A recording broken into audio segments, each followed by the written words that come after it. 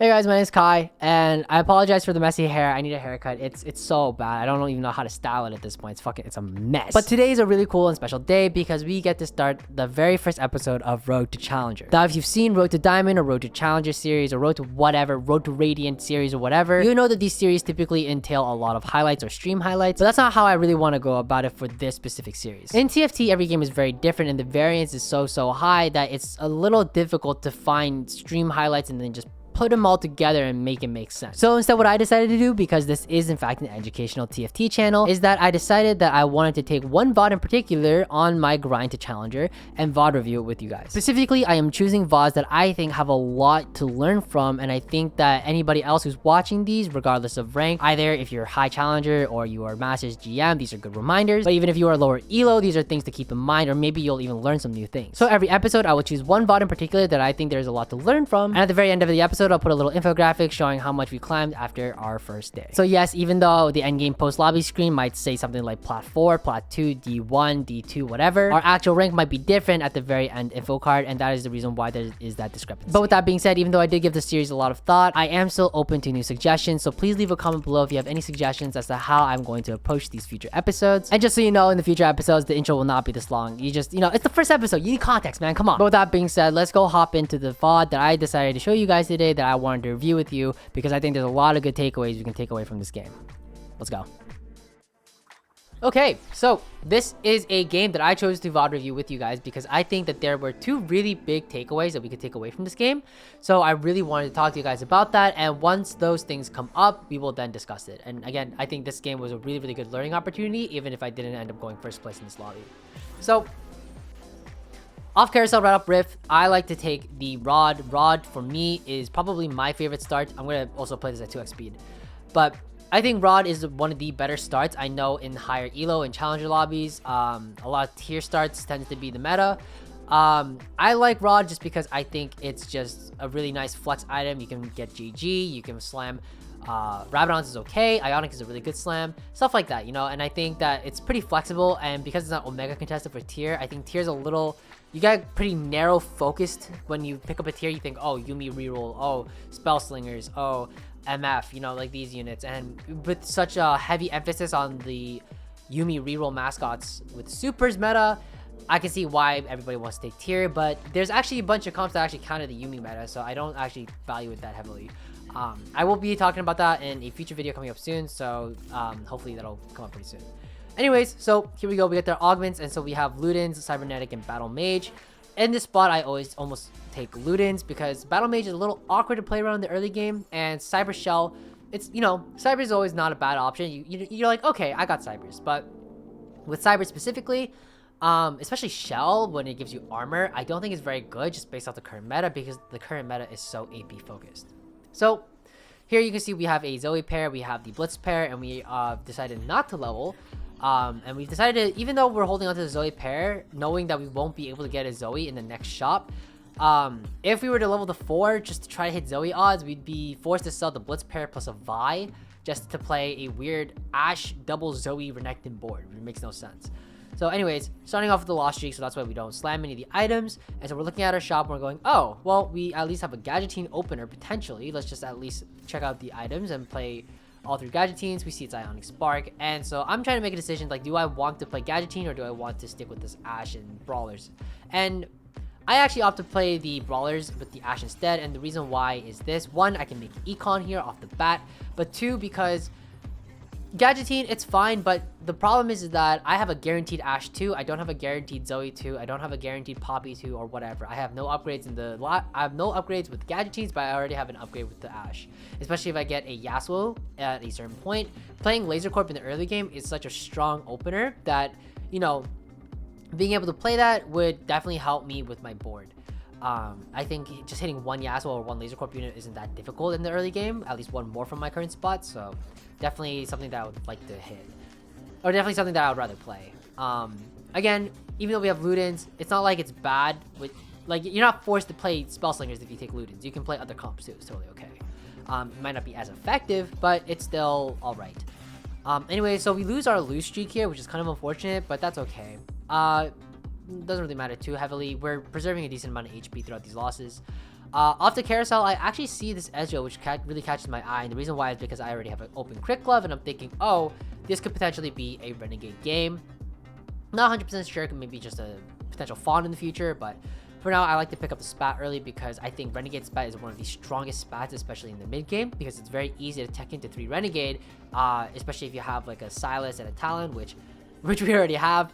But by teching into 3 Renegade, you basically get 40% bonus damage, which is kind of insane when you really think about it. 40% bonus damage is like playing supers, but like I think 4 of your units are 3 stars, and that's 40% bonus damage. Obviously, that goes across your whole team, but that should give you somewhat of an idea as to like how much of a spike in damage that truly is.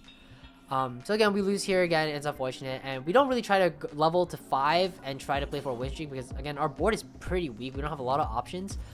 Even if we were attacking into 3 Renegade at level 5 by pushing it at 2-5 a round ago, that wouldn't be really good for us. We would still have a pretty weak board, and it just doesn't really make sense. It's just probably better in this scenario to just try to keep blue streaking, or at the very least, just try to, you know, preserve HP but play the strongest board, and just focus on our Econ instead. And that's what we decided to do. In the current meta, you can see a lot of people are sort of opting to either try to win streak really hard or maybe lose streak for what is known as a 3-2 roll down, or just trying to spike their board at round 3-2. Now, roll downs are sort of becoming a lot more meta, a lot more common these days in sort of the higher elos, and you'll see why. It's because nowadays, because the set is so flexible and because the units are not so expensive compared to set 7, with all the dragons and everything, right, and the colossal units, you're sort of able to flex a lot of units into your board, and you're actually able to spike pretty easily on your roll downs. So here we're looking at our board now. We decided to level because not really because we're trying to win, but because we realize our board is, you know, we're not gonna make 50 gold, but we could also maybe potentially win streak. We have a Galio 2, we have a Silas 2, we have an Ashe 2. Our board's starting to look kind of good, so we decided to slam the Deathblade. And I'm thinking in my head, you know, I don't want to slam the Skinsies. I'm not 100% certain I'm going to be able to win streak, but if we do win this round, that puts me at the beginning of my win streak, and I could potentially think about starting a win streak from 3-2 or 3-1. Because again, 3-2 is when everybody decides to do the roll down for the most part, especially if they decide to lose streak in the early game, which is what I decided to do. So here we get the Alistar Hero Augment. I definitely pick it up almost immediately because I know I have a Renegade Spat, and I know Alistar is going to be on my endgame board. So now knowing that having a pretty decent idea as to where the direction of my board is going, I decided to do a roll down here on 3-2 and think, okay, you know what? I'm going to roll down here, and I dig pretty deep trying to find some sort of upgrades for my board. And here you can see we have now Talon 2, Renekton 2. And yes, this Renekton 2 has no traits, but it's still a tier 2 unit. It's a very strong splashing unit. So really, really awesome. So now our board is really strong. I decided to slam Ginsu's here, and this is the first major takeaway I wanted to talk about with you guys. So slamming items in the early game is really important. And it's so important to the point where you don't realize how much HP you can save or how much you're able to actually control your streak by slamming these items. You can see again now Ginsu specifically is a pretty important thing I want to talk about because not a lot of units can actually use Ginsu pretty well. Currently, off the top of my head, you have, you know, Zed who can use it, you have Aphelios, and you have Samira. That's basically it. There's not a lot who can use Ginsu's very well, but by slamming Ginsu's here, knowing that I can probably win streak. And you can even, like, look at this fucking, holy fuck, like, I barely won that one, but that's a Ginsu diff. So, you know, these item slams are really, really important, and yes, it might be a little awkward in the late game to tech in, it might be suboptimal for whatever unit you decide to tech it onto. It's still really, really good to have these, like, maybe a little less optimal items in the late game by being able to preserve a streak and Econ so much throughout your mid game or even your early game. So, but we are a little bit more fortunate with this game in particular because Renegade is actually really interesting where, yes, you do have a Viego carry, but now that a lot of comps are very flexible, you usually have 2 carries, usually a primary and a secondary. You are typically able to play a AP carry, which is the Viego, but on top of that with an AD carry, typically either the Zed or a Samira or whatever until you hit the Aphelios, who is typically going to go on your board if you decide to have a Renegade Spat. Why is this the case? Well, typically when you have a Renegade Spat, you're able to tech out a Silas and you're actually able to play into 6 Renegade, or no, you have to keep Silas in, but 6 Renegade is now an option for you. Sorry, I misspoke.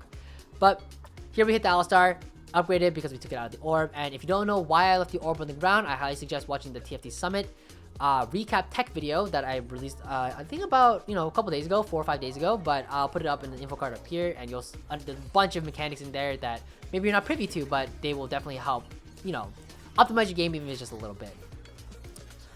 But anyways, like I was saying before, 6 Renegade is very strong, and whenever you play 6 Renegade, typically you're also playing in turn for Ox Force. One, because Viego, the primary carry, is a Renegade and he's an Ox Force, but also because Aphelios tends to fit in really well as an Ox Force unit and as the strongest Ox Force unit, and being an 80 carry, he fits in pretty well. So luckily enough, Ginsu's is going to be a great item for us for Aphelios, but again, that's something a lot later down the line. So here you see that we push our level. We were able to 5 streak throughout, and again, that's all thanks to our Ginsu slam. Those are huge bonus for us.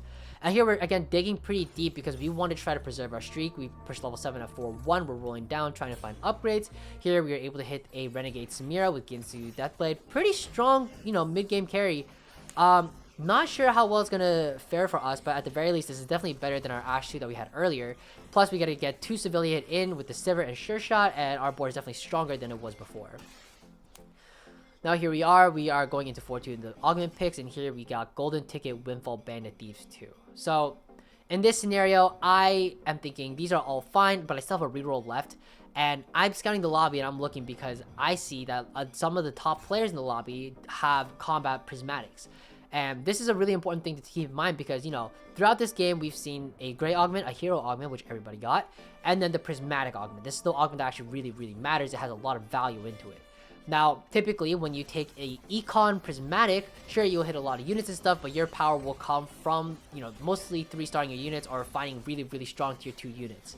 My board, again, our directions already kind of figured out, and because we know that we kind of want a combat augment to help combat against the other players who also took the prismatic combat augments, I think CB3 and rerolling at that particular, augment choice was probably the best move. I could have taken Battle Mage. Night Edge probably doesn't work that great with our board just because we're not playing that much. We're trying to play into Viego eventually. Battle Mage wouldn't have been bad, but we want to play for now, and CB3 was sort of the best of both worlds. So here, we lost our streak. A little unfortunate, but you know what? It's okay. We have a Samira 1. We're not really expecting to streak it anymore at this point. Anything past a 5 streak is kind of difficult to really maintain. So here, now we're back at the carousel. Obviously, this Leona is super standing out to us because that's either an Oxford spat, a Renegade spat, or, just a Leona is a Renegade unit, the strongest one. But obviously, it gets taken out. Pretty unfortunate. So we just go for Glove just because, well, we don't have any components. Might as well just grab a component we could potentially use for Viego with a JG. Now, this is the second thing I really wanted to talk about, and this was a huge mistake. Here at 4-5, I decided to level, and this was very bad. Now, why is this bad? Well, by leveling to level 8 by 4-5, now again, this doesn't happen every game, but in this game in particular, our econ was pretty low. Why was it low, and why was it that we had no money left over in order to really roll down at level 8? Was because, again, we rolled at 3-2 and we rolled at 4-1, and both times we rolled pretty deep. And even though we were able to create streaks for ourselves, we still needed a little more time in order to build up our eco before we should have went to level 8. In this game in particular, during the carousel at 4-4, I was actually about 20 to 25 HP ahead of 4th place. Even now, I'm 25 HP ahead of 4th place. That's pretty substantial. Stacking 2 here, maybe I'm 40 HP, worst case scenario. And then I could have gone level 8, but I would have had like so much more money to roll down. Here now I'm stuck in a really awkward position where I am forced to sort of keep donkeying every single round, trying to hit my upgrades and just failing to do so because, again, I just don't have any money to do so. So yeah, I won 4-5 and I won 4-6 during those 2 player combats, but that's it. From this point on, we're entering stage 5, but I only have a Viego 1 and I have a Zed 1. Both my primary carries are tier 1 4-cost units, and that is not good. So starting from this spot, you're going to see I'm going to start bleeding out like crazy. Because now everybody who managed to properly econ, right, at this point in time, are now sitting on tier 2 4-cost carries, most likely, right? And this is where my board is going to fall off significantly more. So even though my combat augments were good, even though we streaked all the way through, we're stuck in this really awkward position where, yeah, our board just can't compare, right? And again, this really ties back to, this whole 4-5-5-1 situation, right? Had I had waited another 2 rounds instead of pushing to level 8 too early, I would have been able to contest and preserve way more HP during stage 5. Now, what can we learn from this? Well, I do want to touch up on this specifically because I think a lot of people are still sort of stuck in this mindset that you have to be level 8 by 4-2, you have to be level 8 by 4-5, 5-1 is super late, and that all comes from set 7, right? Where set 7, it was a very fast 8 meta where it was like you could go level 8 at 4-2, level 8 by 4-5, and 5-1 was like a very rare niche case scenario, right? Because you wanted to hit your dragons before everybody else during set 7, but now it's set 8 because it's so flexible and people are doing the roll downs at 3-2 and at 4-1, 3-5 even, it's just depending on the lobby, right? It's people are hitting level 8 a lot later, right? And that's because these tier 3, these 3 cost units, these 4 cost units, they're actually pretty decent units. You're able to splash these in. Most of the time you have like units like Echo 2 still left on you. You have Echo 2 on your endgame board. You have Alistar 2 on your endgame board. You have, you know, a bunch of these 3 cost Sona 2 on your endgame board if you're playing Spellslingers, stuff like that. Like these tier 2 units are pretty strong and you're able to outlast quite a bit even if you have a tier 1 4 cost unit as your primary carry, at least until stage 5. So now here, I don't know if you caught a little bit of it or maybe you were listening to my voice, but I did blunder quite hard here. I did miss a Zed pair earlier, just like maybe a round or 2 ago. Making the Aphelios here. Again, we are still stuck. It's now 5-5. We're still stuck on an Aphelios 1 and a Viego 1. And, you know, you could even argue that instead of teching in this Aphelios here, I could have just kept playing the Zed and maybe play Zed 2. And that maybe would have even been better than this Aphelios 1. This Aphelios 1 does absolutely nothing. And here I didn't even roll down to 0, which I probably should have, because if I did, then maybe I would have been able to hit at least 6 Ox Force. But now here we got really lucky. We hit the Viego 2. We hit a Leona in the same shop, which is absolutely nuts. But that gives us 6 Renegade. And now I'm thinking, okay, my board is stabilized and we have top 4 in the lobby. But again, that whole early part of stage 5 where I sacked all that HP, that could have been completely prevented had I just econned properly. Now, another thing to note here is that so another thing to note here is that, yeah, we did manage the top 4, but why did we manage the top 4 even though we blundered so hard during stage 5? And that's because of, again, the Ginsu Slam from earlier that we talked about at the very beginning during stage 3. This Ginsu Slam was able to, this one decision really, was really able to push me into the top 4 spot. Had I not Ginsu Slam, there's a very good chance I would have lost that extra 19 HP and I could have actually went bot 5 in this lobby. It's very possible. So even though this lobby was a top 2, at least now I can still top 4 despite my huge blunder during stage 5. So now here we are in the endgame. We're now entering stage 6. This guy, Brett Moon, I don't know who the fuck this guy is, but he just high rolled the fuck out with Think Fast and Draven. He has all his supers, all his Dravens. I'm never beating this guy, right? I don't know if you noticed, we actually chose red gun instead of purple gun for this specific site, just to make sure we could try to shred down his units or whatever. And now here we are 1 life, and you might be wondering, why am I now rolling down? Well, I'm scouting the lobby to see my opponent. I see, well, his board actually kind of sucks for a stage 6 board. And I think my board is probably not the greatest, but at least it's 6 Renegade and I can actually win. But this guy actually had a plan up his sleeve and he played Z3. So overall, this game was a 4th. And again, this isn't the best game to learn from in terms of how to play perfectly, but by being able to identify these mistakes, I think it presents a really good learning opportunity. And yes, even though I was, GM last set, I still can make blunders like these. Thank you guys for making it to the end of day 1 of Road to Challenger. Now, I know it says on the screen we are Plat 224 LP, but if you know anything, I actually climbed more on stream right after this day. This was actually the day before I streamed, and then I streamed. Climbed about 200 LP, so now we're sitting at D4 1 LP. Which is super dope. Thank you guys for making it to the end of Road to Challenger. Let me know if there's any other way you want me to format these in these VOD reviews. It would be very helpful. I would love to hear your suggestions in the comments below. But if you found this helpful, please like the video, subscribe, and I will see you guys on day 2 of Road to Challenger. Hopefully, I will find a lot more VODs that we can talk about and learn about that I think would be very beneficial for you guys. All right, but that should do it. Take care, guys. Happy climbing.